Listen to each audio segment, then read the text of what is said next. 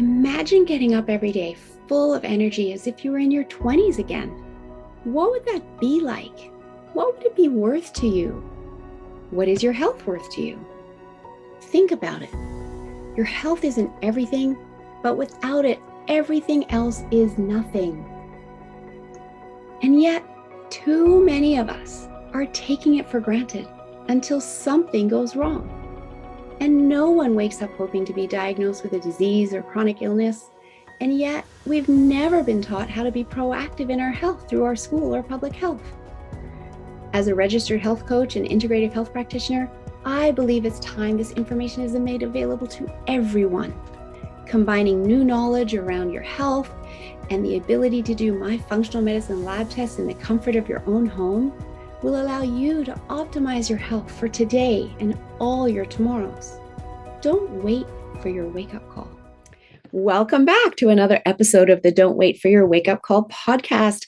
I am here today with Laura Matquist. Welcome to the show, Laura. Thank you. It's so great to be here today. I'm excited to have you share your story, and I just want to introduce you a little bit to the audience as well. Laura is the CEO of Yoga FitLIfe and a master trainer. Yoga FitLife has evolved through the years, but the mission all along the way has been to inspire joy by empowering women on their fitness journey. Laura loves to help women embrace adventure and live a wisely fierce life. So, Laura, I would love to hear you tell your story because I know there's been, the ups and downs along the way to get to you to where you're at today. So please go back in time and just share how you got to this place that you're at today. Sure.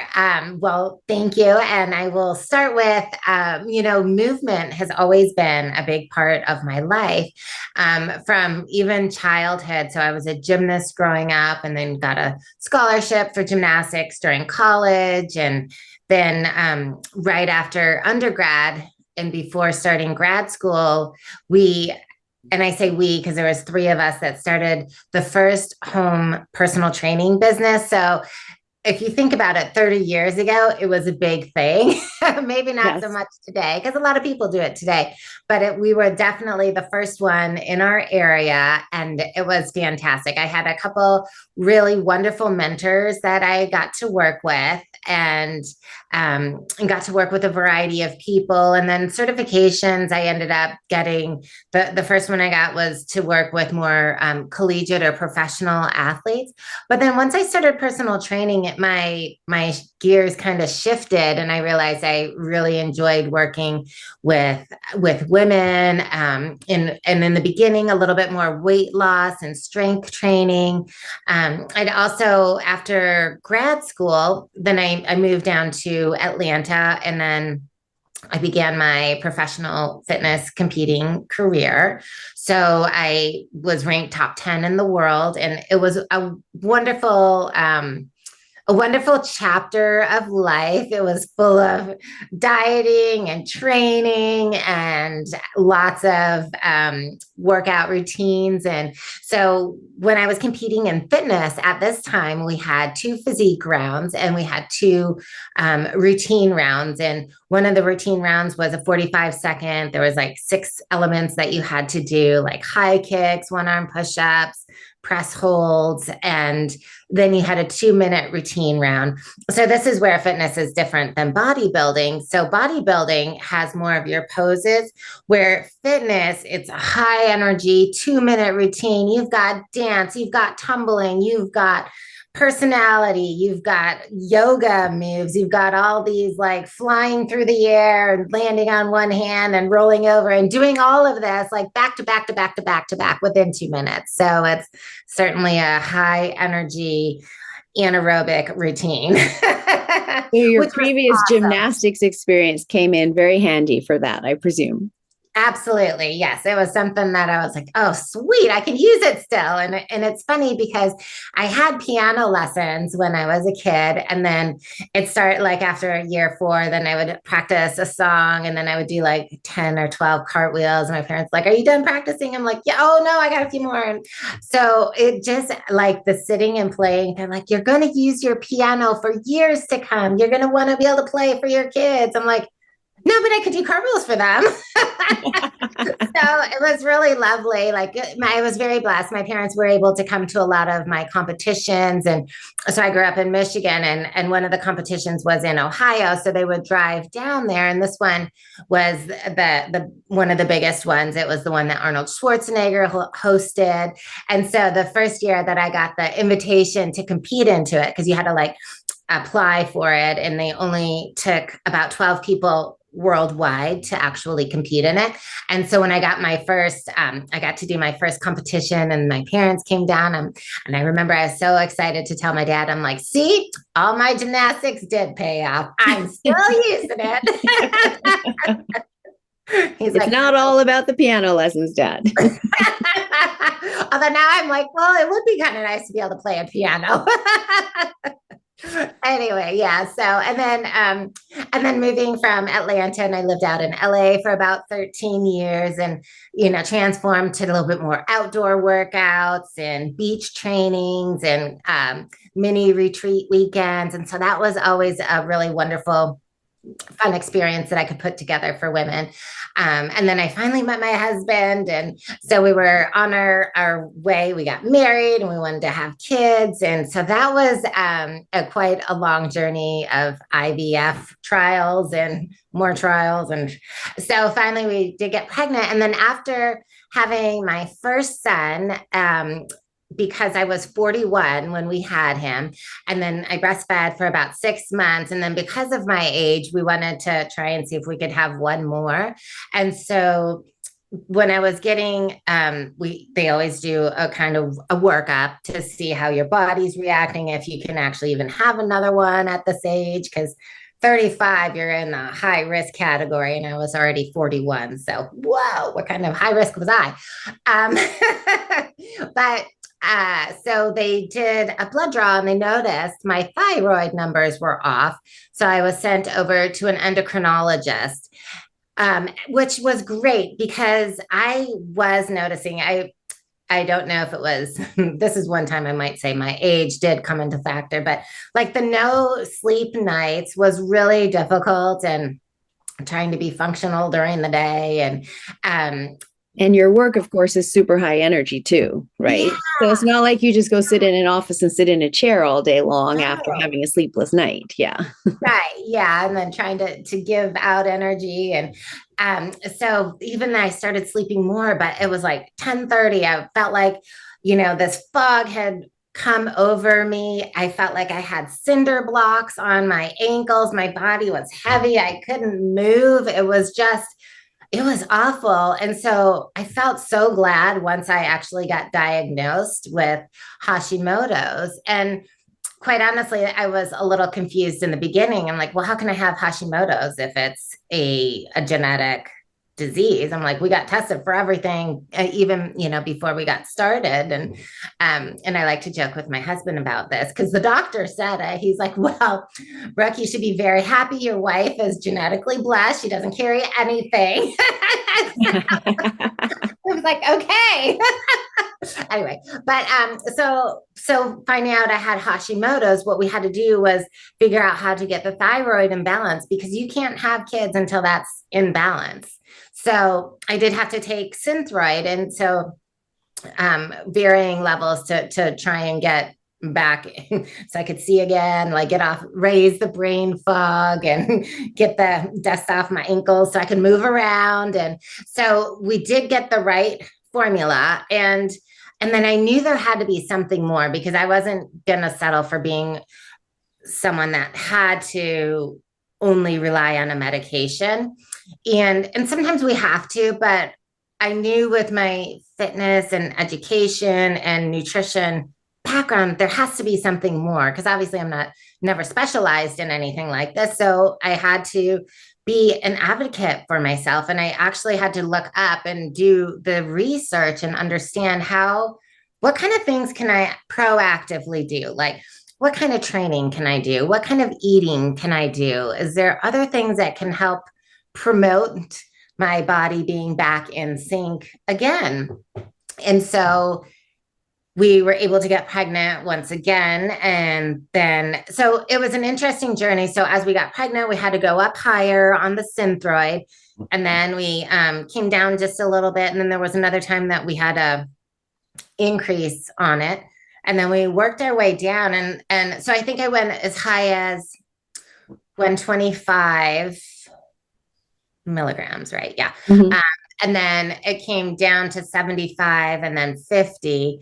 And then it was about 5 years that I'd been on the Synthroid. And so I was like, I was talking to my doctor because we moved up to Washington. And it's like, do I still need to be on the Synthroid medication? She's like, if you want, you can try and go off of it. She's like, you'll know if you need to be on it. And I was like, okay. I'm like, well, I guess I'd be in tune. It'll let me know.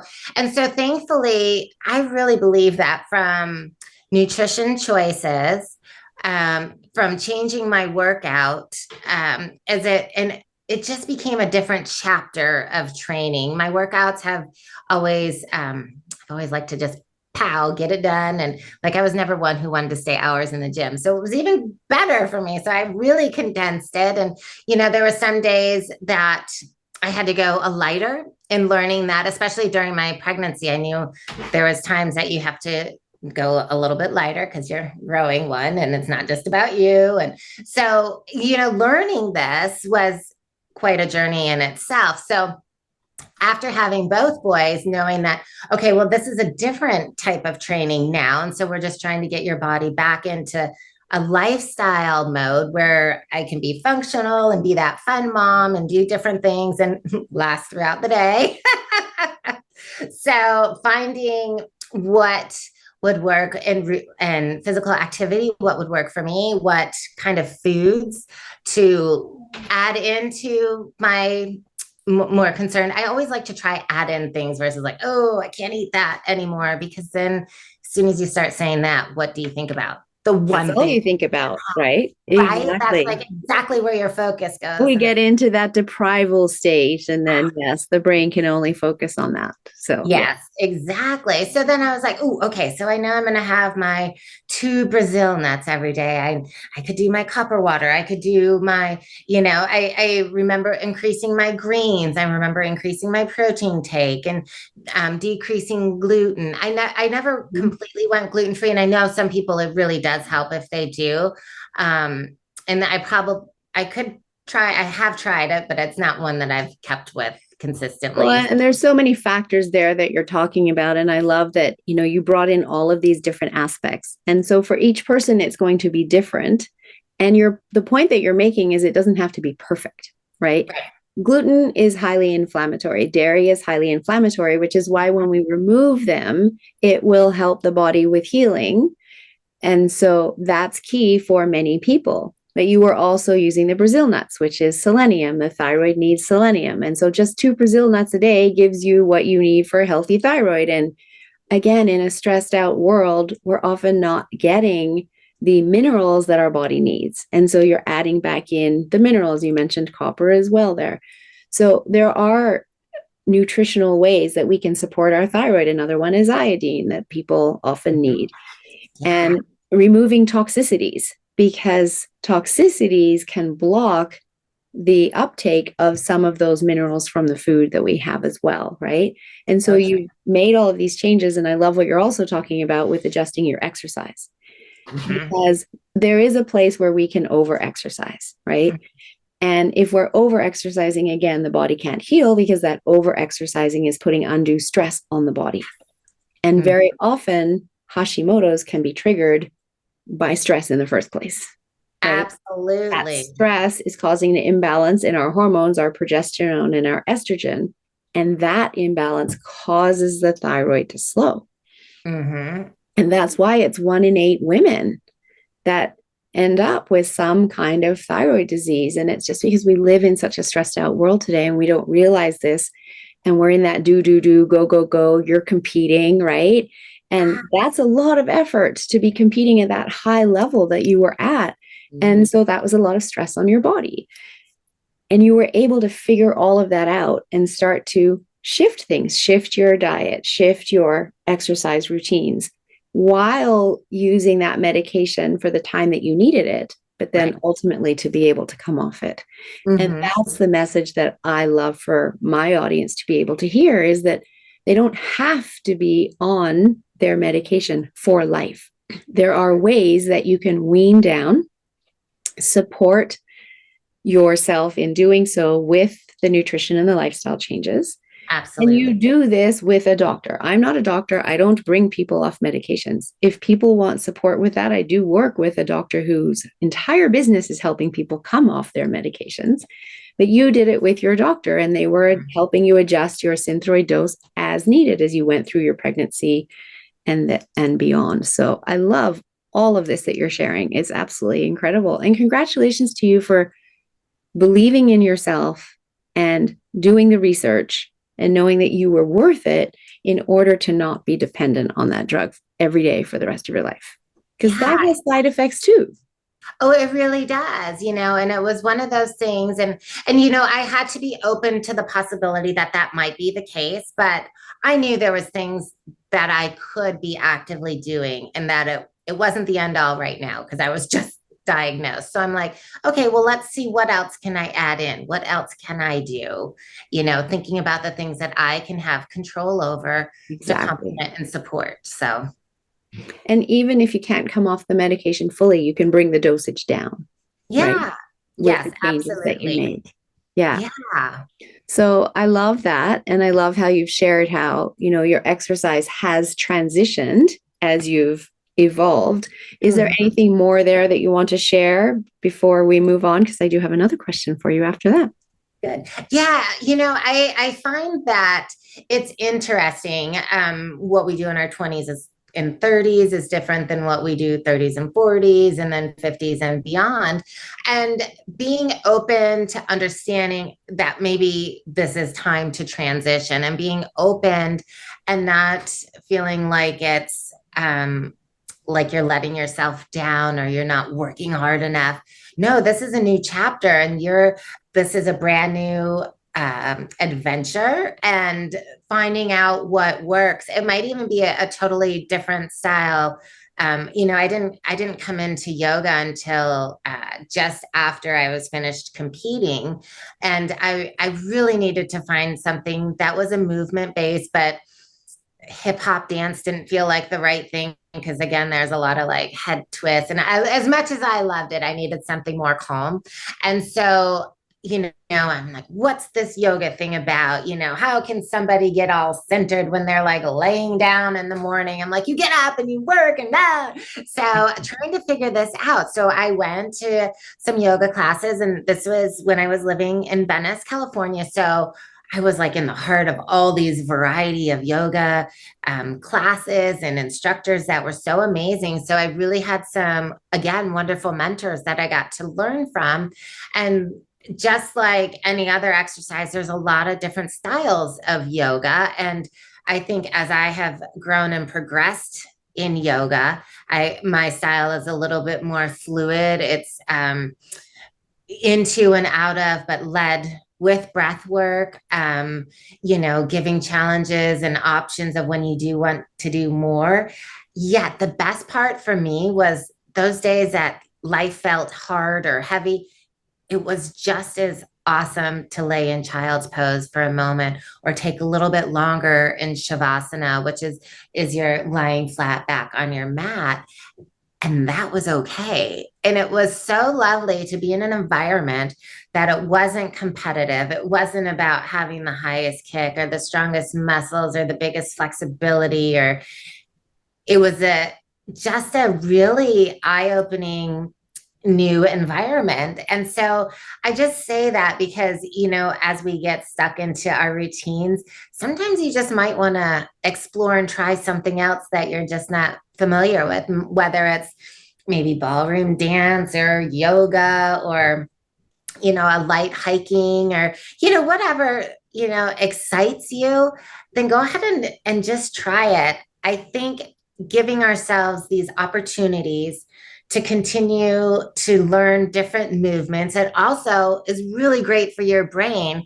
Like right now, I'm learning pickleball, and I'm actually signed up for a class, which is awesome because you hit the ball. And so, but now I'm understanding there's a strategy, and I'm understanding the very big difference of having your mind body coordination versus your eye hand ball coordination. Totally different. Like a swimmer is not going to train swimming to run a marathon. Like you have to engage in the sport that you're training for. But this way, adding in a new activity or a new sport, it lets me get these new brain synapses engaged, and it allows me this new challenge. And I have found a new fun in it because it's keeps me moving, but it's not aching in any of my joints. So it satisfies the fun factor, and it satisfies I can still move after. So just being open to new things. Well, I love what you've shared there. Several things is you mentioned the fun of it, right? So for any movement, we need it to be consistent. And so when you find the fun in it, then you're much more motivated to keep doing it, right? And what's fun for you might not be fun for the next person. And so make it about you and choose what's fun for you. And then just also what you're talking about in regards to the brain. Yes, anytime we're learning something new, we're building neurology. And as we go through life, we want to keep building neurology. Our brain is like a muscle. You use it or you lose it. You have to keep challenging it. And so that is a great way to challenge it. And I love my yoga. I didn't start yoga until about 7 years ago. Okay. And now I love hatha, I love vinyasa, but I also love restorative yoga. And what a beautiful way to end your night and then go get into a really deep restorative sleep as a result, right? Mm-hmm. And some days I feel more energetic in my classes and some days I don't. And so again, it's listening to the body, but it's also bringing in that beautiful mindfulness that I didn't have in my life until I brought yoga into my life. Yeah. And so I would love for you to also share the impact that mindfulness plays in healing. And you have just been on a little bit of a healing journey that we were talking about right before we hit the record button. And I know you mentioned there was some mindfulness involved in your healing. And so please share that. Absolutely. Yeah. I've been doing, I think that's one of my newer and a more enjoyable deep dives that I've been doing is that learning more about mindfulness and breath work. And the more I've been going deeper into that, the more I've been able to connect and know when I need to use that. So whether you're doing a meditation or a prayer or just even a simple breath, like where you inhale for 4 counts, hold it for 7 counts, exhale it for 8 counts. So when you're exhaling slower, then you start to relax your body. So 2 weeks ago from when we were recording this, I was in a car accident, and I'm physically fine, a little bit more emotionally strained, but I had to really go back and tap in to, okay, well, I'm going to do a lot more breath work. And even there was a couple of days I didn't drive, but mostly because I was just feeling a little bit scattered and not wanting to. So I knew that I can use my time wisely, and even just taking a few moments each hour of resetting and using the breath work to kind of calm me down, get back centered again, and being mindful of the things that I can control, and just being aware of that. And a lot of times as I'm guiding in yoga, I like to remind people to be aware of differences from your right side to your left side. And it's not good or bad. You're never going to be 100% even on both sides, but just that awareness. Okay, well, my left side is a little bit tighter, or my right side has more flexibility. So, learning to have these awareness, that mindfulness without judgment, and just take it in and then letting it go. And I think I've done a lot more breath work in the car of late, as well as I'm driving in the car by myself to pick up the kids. And It is so, such a powerful tool that we carry with us that can literally drop us out of our fight or flight state into our rest and digest state. With the example that you gave, where that exhale is longer than the inhale, the 4-7-8 or 5-5-7 breathing. mhm. And yes, the body doesn't heal in a stressed out state. So we Yeah. have to be able to get ourselves into this rest and digest state, our parasympathetic nervous system, in order for the body to heal. And the breath is such an easy way to do that. So thank you. Thank you so much for highlighting that. And then all the other mindfulness activities, whether it is a yoga class, whether it is meditation, whether it is some self hypnosis, whatever it may be. Again, like the exercise, find one that works for you, find one that you enjoy, or have a few of them in your toolbox. I Mhm. meditate, I use self hypnosis, I breathe. So, I do yoga. So I like to have all of them in my toolbox, but there's probably others that I haven't yet got in my toolbox. I know binaural beats is another one, Uh-huh. listening to different hertz of music, right? I haven't actually done the binaural beats, but I do have listened to other different hertz of music. So there's so many tools that are available to us. And just Mhm. when we know what's available, then it's so much easier for us to go to it in our Mhm. moment of need when that need pops up.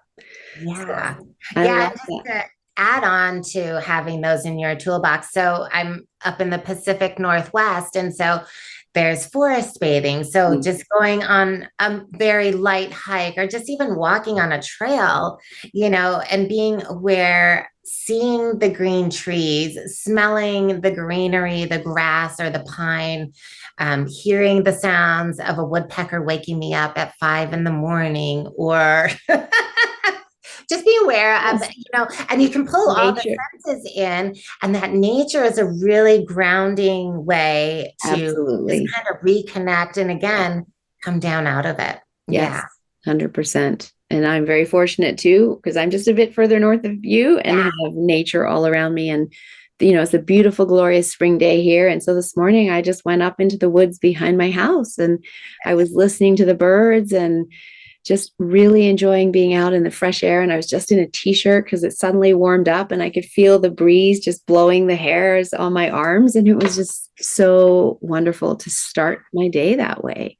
Yes. Yeah, yeah. For people in big cities that don't have access, you can still go to your local park, or Yeah. you can take a day trip and go to, Yeah. enjoy some forest bathing yourself and make a plan and be aware of how different you feel as you leave the forest versus when you went into the forest. And you'll Yeah. notice what it does for you. So I love that. Thank you for sharing that information. And then Yeah. the other thing, too, is of course, in your line of work, just the importance of moving to what your body needs. And we touched on this a little bit earlier, like not overdoing it.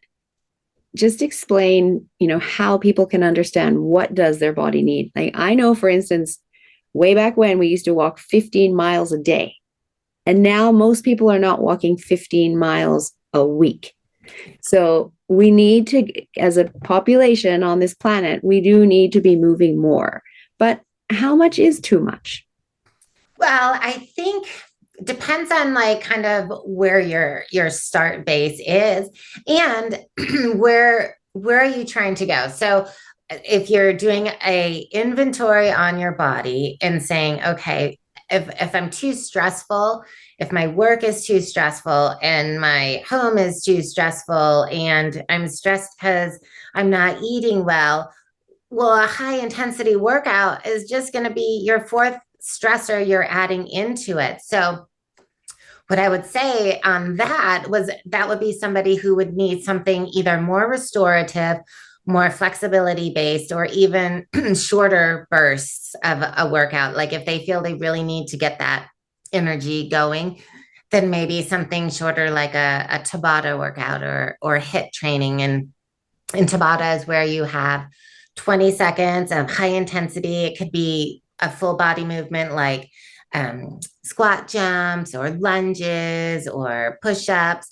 And then you get 10 seconds of rest. And then you do that for 8 rounds. So it's a 4 minute total. And that would be one way. You could do like 1 or 2 rounds of that. And sometimes I'll mix it up with lunges and jumping jacks. And then the second set, I'll do something else like a push up and, step ups or something. So, there's different ways that you can do that. But short workouts, if you really feel like you need that intensity, or you can even break it down to like 3 days a week where it's a more strength training. Now, strength training doesn't have to always be only resistance, like with your dumbbells. Now, remember, strength training can also come from yoga. Strength training can come from Pilates. Strength training can come from just basic calisthenics. So there's a wide variety. So when people say strength training, there's different meanings that can have. So, and remembering we do want to keep that muscle mass, especially as we're aging. So having those type of strength training, having some cardio. And again, on the cardio, I wouldn't do like hours of low intensity cardio. I'd do like maybe more of a brisk walk, but not a sprint walk, So again, it's something that you kind of have to play with and see how your body is reacting to that. So are you holding on to extra weight that wasn't there before, or are you extra tired? Do you feel a little extra foggy? Are you carrying a little extra in the midsection? So there's a lot of variables that do go into it, but most of all, you want your workout to leave you energized versus depleted. So I think that's a really big thing. Do you feel like you'll have more energy the rest of the day, or are you like exhausted and can't function? Are you just waiting for bedtime? And then you've overdone it, and then for next time that was too much, and you can adjust your workout. Yeah. Of course, another great way to figure that out is to work with a trainer, especially if you haven't been doing much exercise. You want to work with someone who knows what they're doing, that can meet you where you're at and help build you up to a point where you're exercising at an optimal level. And initially, that optimal level might be lower than what you think it is in your mind. Right. And so that's why starting working with a trainer is really, really helpful. So yeah. And they can help like create that muscle toolbox, right? So they can give you a couple workouts that you can have at all times. That, oh, okay, well, today maybe I should do this one. But getting that toolbox, just like we would have a mental health or a self-care toolbox, just like your strength training, having a toolbox of movements to do. I love that. And I love all that you've shared here today. It's absolutely been amazing. And it's just tying in beautifully too, because I've just started a new course, which is all about slowing down our aging process, right? Mm-hmm. Right now, some people are aging at biologically 1.5 times faster than their calendar year aging, right? And with all of the latest advances in science, et cetera, and the understanding of our body and how it works in epigenetics, we know that through the right nutrition and the right movement and the right sleep, et cetera, and, managing your stress so that you're not constantly in chronic stress, that you can actually slow your aging down to, 0.84 for every calendar year. That's awesome. Which is really cool. And of course, in the next 5 to 10 years, so much more is going to come out in this regard. So I don't know, if you're like me and you want to live as long as possible because you have a lot to do in this life, then this is something that you also want to know about as well. And so I'm so excited to be taking this training and sharing that with people. And my last episode talked about that as well. But I love that in your work, Laura, you are addressing this and helping people just naturally be able to age well because you're building in all of these key pieces. So love the work that you're doing. And a question I love to ask all of my guests: what does "don't wait for your wake up call" mean to you? For me, it just means let's get going, that you've got this, and that today is the day that you need to take action, that you don't need to wait for tomorrow, next week, next Monday, next month. next year. Today, do one thing, drink an extra glass of water today, do an extra 10-minute walk outside, do a 10-minute yoga class, do something today, and let this be the start of moving forward. So true and so simple. And yet it's not easy, but hopefully everyone's going to hear Laura's voice going, start today. Start today. And if people want to get hold of you, how can they reach you? Yeah, so you could visit me over at theyogafitlife.com, which is my website where it's our online yoga and strength training studio. And I'm always active on Instagram, and you can see me there under Laura Mac Fit Life, and it's MAK for Mac, or at the Yoga Fit Life on Instagram as well. So I'm on social media, and I look forward to connecting with you. And I wanted to talk about an offer that I'd love to share with your Please do. listeners. Yeah. And so, what I'd like to give them is a 2 week free 2 weeks with the yogafitlife.com. And you can just use the code podcast. And that when there's a application part there, you can put that word in, and then you'll get your 2 weeks free and try it out. We have so many classes. We've got foam rolling, strength training, body resistance, 30 minutes or less yoga, 30 minutes and more. So we've got something for everyone to keep you active, moving, and energizing. I love that. Thank you so much for that generous offer. So all of that information, the free gift, how to access it, as well as all of your contact information will be in the show notes as well. And yeah, what a beautiful gift to have 2 weeks to just, try everything that you have to offer and decide the right classes for you. I love it. So is there any last tip you would like to leave the audience before we wrap up this episode today?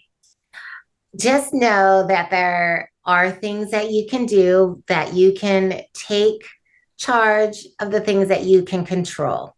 And just remembering that doing a little extra research and putting in that effort towards it can really make a difference in the long run. And being confident and kind to yourself. I think those are the last two things: confident in your abilities and kind and patient with yourself. Those two things go together. Wonderful words of wisdom. Thank you so much for joining us here today, Laura. You're an inspiration, and I really hope the audience has, heard this and can share this episode with anybody else that needs to hear it, to give them hope that they too can do this, and that you can do the research, you can seek the support of someone who can help guide you. And just because you have a diagnosis doesn't mean you have to have that for the rest of your life. It's not a life sentence. No. The body is an incredible miracle. When we create the space for it to heal, it will heal. So thank you again for being on the show, Laura. Thank you, as always, to my audience for tuning in and listening and learning about your health and choosing to take proactive steps in optimizing your health. Have a wonderful week, everyone. If you're enjoying my content and someone that wants to step into being proactive in your health and learning more, I would love to invite you to join my membership community. There's a link in the show notes. For only $19.99 a month, you get access to all of my content, and there's a lot, as well as weekly calls that you can come and get your health questions answered. It's truly priceless. I'd love to see you join the community. Check out the link in the show notes.